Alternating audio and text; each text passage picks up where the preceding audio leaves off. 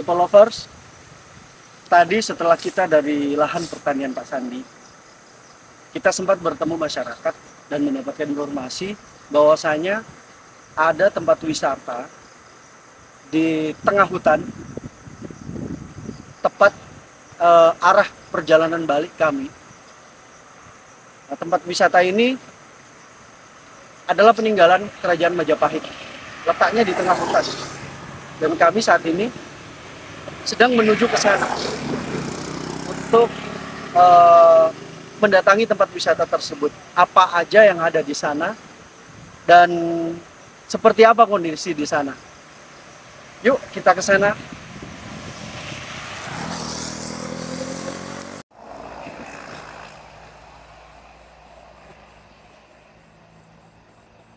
Depo Lovers, kita sudah tiba di gapura utama tempat wisata yang diceritakan oleh masyarakat tadi.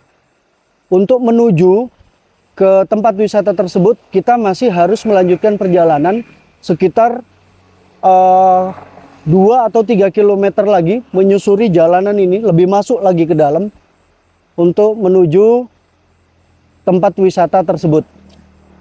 Lebih jelasnya, yuk kita lanjutkan perjalanan menuju ke sana.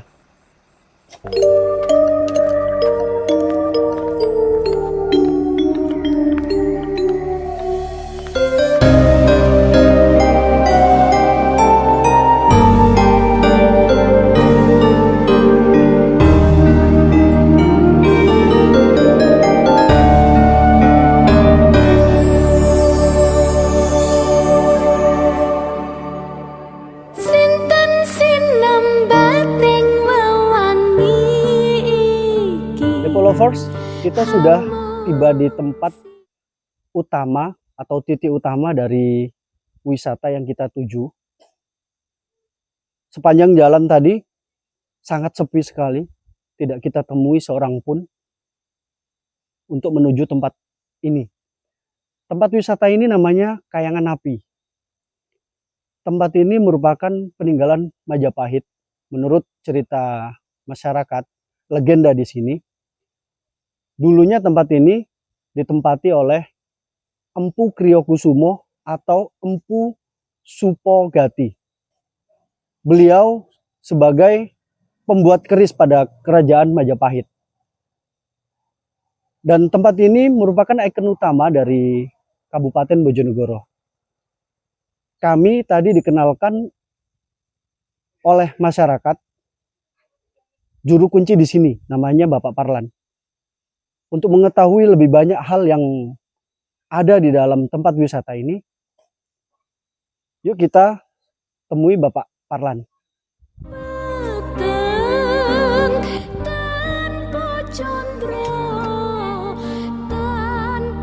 Assalamualaikum. Selamat malam Pak Parlan. Saya dari Agrapana Bumi Pak Parlan. Tadi dikenalkan oleh masyarakat mengenai Pak Parlan.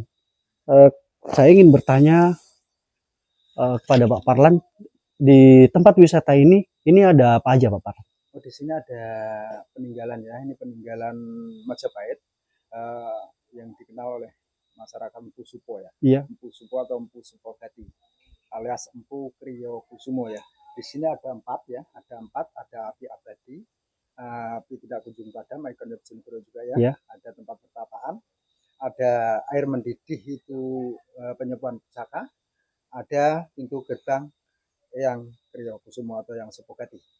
Lebih detailnya monggo di keliling kita lihat-lihat. Mari Pak Parlan. Ya. Nah ini Pak ya, api abadi, api tak kunjung padam ini dulunya untuk pembuatan keris, pembuatan pusaka ya. Untuk pembuatan pusaka oleh Empu Kriyokusumo atau Empu Supogati. Di sana ada tempat pertapaan. Di situ ada tempat taat, ada batu situs juga. Di sana, mari kita lihat-lihat ke sana. Jadi tempat ini adalah api abadi yang keluar dari bumi. Ini Depo Lovers, kita saksikan api ini membara keluar dari bumi, dari tanah. Jadi yang ada di sini ini bukan bahan bakar untuk menciptakan api, tapi memang api ini memang ada yang dinamakan api abadi tak kunjung padam. Kebetulan di malam hari api ini bisa terlihat jelas. Kalau di siang hari tidak sejelas ini. Menurut cerita rakyat yang melegenda, dahulu tempat ini salah satunya dipergunakan untuk proses peradilan pada zaman Kerajaan Majapahit, di mana apabila terdapat suatu perkara, untuk membuktikan kebenaran dan salahnya suatu perkara itu, maka pihak yang disangkakan itu diwajibkan untuk melewati bara api ini. Apabila dia terbakar, maka dia yang salah. Namun begitu pula sebaliknya. Nah, di sini mengundang rasa penasaran saya untuk mencoba seperti apa apabila kita berjalan di atas bara api ini. Saya berharap tidak terjadi apa-apa, dan saya berdoa semoga kita semua tergolong manusia baik yang menjaga suatu hubungan baik terhadap sesama, alam semesta, dan Sang Pencipta.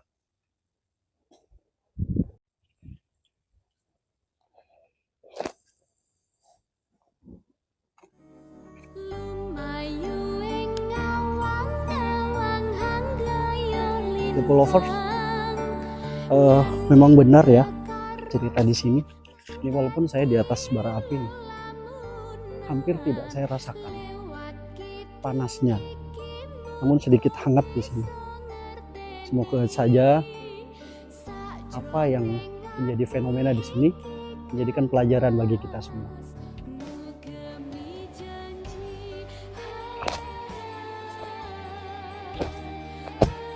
Setelah dari sini kita akan menuju tempat pertapaan Empu Supogati yang berada di belakang dari api abadi ini. Kita sudah tiba di sini bersama Pak Parlan. Tempat ini adalah salah satu tempat utama di tempat ini. Ini adalah area semedi Empu Supogati. Bisa dijelaskan Pak Parlan bagaimana tempat ini? Ini tempat pertapaan ya, tempat pertapaan Empu Supo atau Empu Supogati ya, atau Empu Kriyokusumo alias Empu Kriyokusumo. Nama asli Empu Supogati, nama samaran Empu Kriyokusumo. Nah, disinilah beliau tempat bertapa. Di dalam sini ya Pak Parlan ya. Ada batu situsnya, batu tumang kalau orang Jawa bilang ya. Monggo kita lihat jalan. Mari Pak Parlan.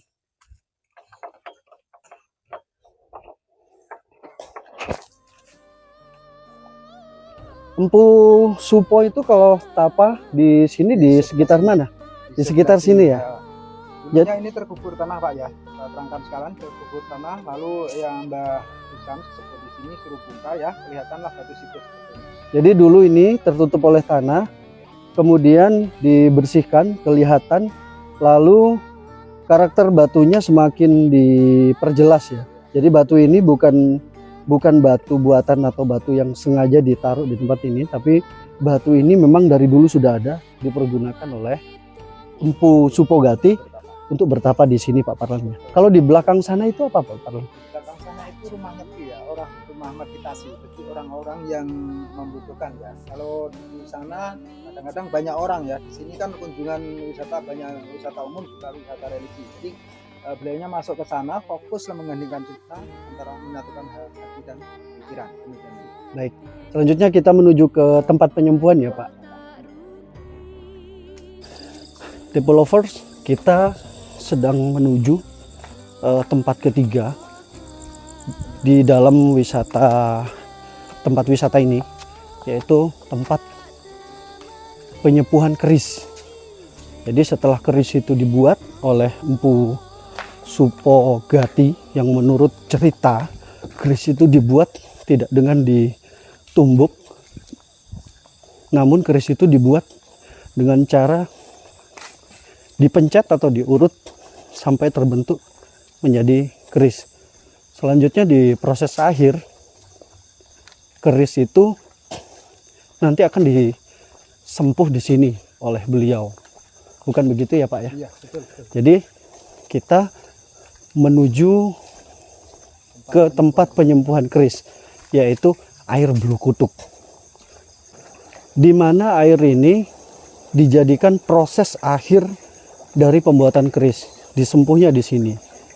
Nah, untuk saat ini peninggalan dari Empu Supogati ini dipercaya oleh masyarakat, sebagian dari masyarakat, bahwasanya air ini berkhasiat untuk menyembuhkan, sebagai alat bantu penyembuhan beberapa penyakit, diantaranya sakit gigi ataupun gatal-gatal dan beberapa hal lainnya. Nah, di belakang tempat ini tidak terlihat dari sini karena gelap. Kita nanti akan ke sana. Di situ adalah gapura, pintu gerbangnya Empu Supogati ketika pertama kali datang ke tempat ini. Jadi ada dua jenis tanaman ya Pak Parlan ya. Tanaman itu adalah tanaman nogosari sama serut yang dibentuk oleh empu tersebut, kemudian menjadi sebuah pintu gerbang. Ini sangat hampir tidak masuk di akal kita karena dua jenis pohon yang begitu besar bersatu kemudian membentuk sebuah gerbang. Kita tidak ada yang tahu tentang kebenaran cerita ini, namun sisa-sisa dari peninggalan cerita itu ada di sini. Mari kita saksikan ke sana, kita lihat gerbang tersebut.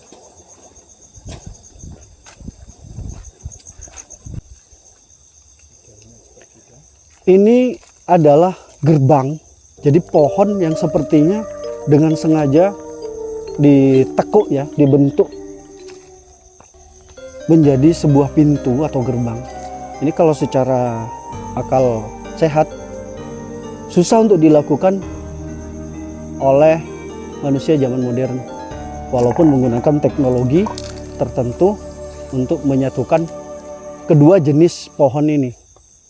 Jadi ini sisa peninggalan yang konon ceritanya dibuat oleh Empu Kriyokusumo pada saat akan pertama kali memasuki area tempat pertapaan ini. Jadi ini adalah keempat, adalah wahana terakhir di sini. Untuk selanjutnya mungkin kita sambil bercerita hal-hal lain Pak Parlan di sana, karena tadi saya lihat ada tempat keris besar itu, betul. Yang mungkin contoh dari pembuatan Empu Supo saat itu. Betul. Mari kita ke sana Pak Parlan. Ya.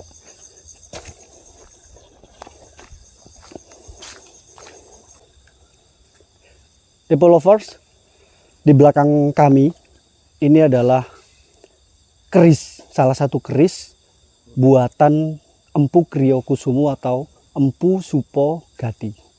Keris ini kondang dinamakan keris dapur jangkung luk telu blong pok gonjo. Ya, nah, seperti ini bentuknya. Ini juga menarik untuk dijadikan tempat berfoto ria, mengenang karya-karya beliau di masa lampau.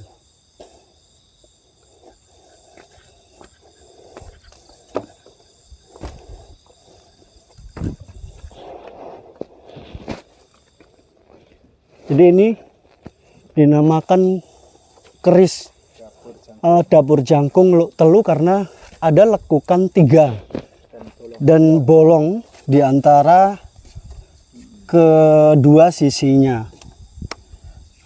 Jadi ini adalah dapur jangkung, luk telu adalah 3 lekukan dan blong apa tadi Pak Parlan? Blong pok gonjo. Pok gonjo itu apa? Pok gonjo itu kan bolong di dekat besinya. Di dekat besinya. Jadi seperti ini contoh dari karya peninggalan Empu Supo yang ada di tempat ini. Yang keris tersebut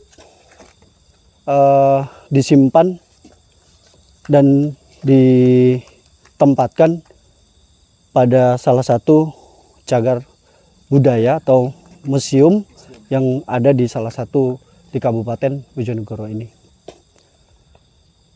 Mungkin ini adalah akhir dari perjalanan kita ke sini. Terdapat pesan moral di sini bahwasanya kita jangan mudah untuk melupakan sejarah apapun bentuknya, dan ada suatu hal yang mungkin bisa kita lihat namun tidak bisa kita kenali, karena segala sesuatu hal yang bisa kita lihat belum tentu bisa kita perbuat, begitu pula sebaliknya. Dan banyak hal yang menjadi peninggalan di sini, sebagian bisa menjadi bahan kita untuk berpikir, bahan kita untuk merenung tentang kuasa akan Sang Pencipta. Contoh tadi, saya sempat berjalan di atas bara api yang benar-benar menyala, yang keluar dari tanah. Di situ saya hampir tidak merasakan apa-apa, hanya merasakan hangat. Sungguh luar biasa. Semoga kita semua tergolong manusia yang baik terhadap sesama, terhadap alam semesta, dan terhadap Pencipta kita. Terima kasih telah menyaksikan tayangan kami. Sampai jumpa di tayangan berikutnya.